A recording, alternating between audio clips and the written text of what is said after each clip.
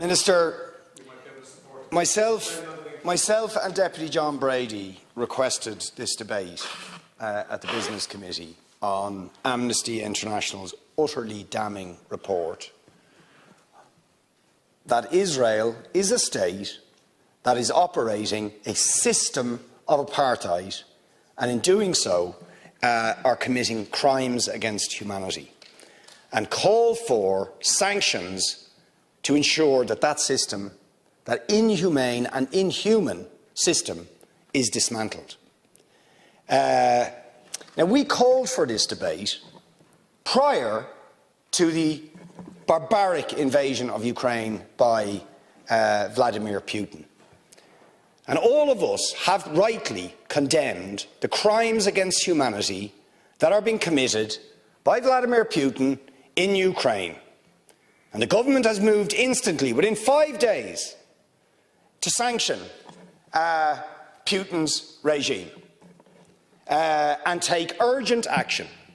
And the strength of language that was used, rightly, against Putin as a barbarian, as a thug, as a murderer, as a warmonger, all of which are true, all of those things apply to the State of Israel in its treatment of the Palestinians, and yet the government is concerned about its use of language and doesn't feel it is appropriate to even use the word apartheid when Amnesty International, the most respected human rights organisation in the world, and Human Rights Watch, within a very short period of time, issue these damning reports saying that Israel, since its foundation, has been built on a system of oppression and domination and apartheid and racism, involving the murder of unarmed, innocent civilians on a regular basis, arbitrary detention and imprisonment, land annexations, the displacement of people, the denial of basic fundamental rights to 6 million Palestinians who are displaced outside Israel and the occupied territories, to the right to their return to their homes, to the illegal blockade of Gaza, which has left, as they say in the report, Gaza in a permanent state of humanitarian crisis, denying people access to food, to water, and treating the Arab population as a whole, the Palestinian population as a whole, as an inferior race. I mean, it doesn't get stronger than this. And yet you want to be careful about your language.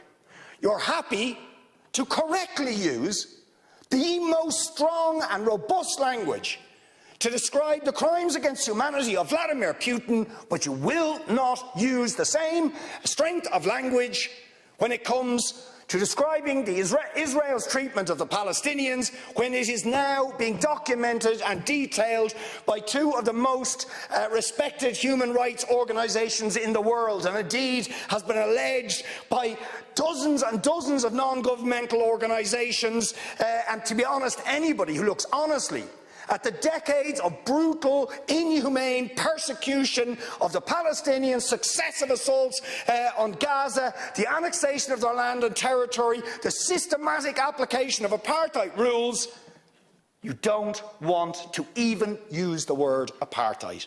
Never mind sanctions. 5 days sanctions against Putin and his thugs, 70 years of oppression by the Palestinians, and it wouldn't be, what was the word you used? It wouldn't be helpful to impose sanctions. Amnesty International are calling for Israel to be referred to the International Criminal Court for crimes against humanity. Will you support it?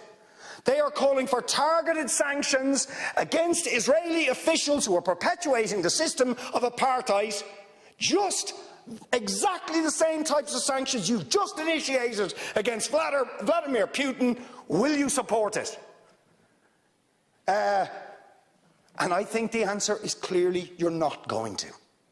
And then we ask the question, why? Why?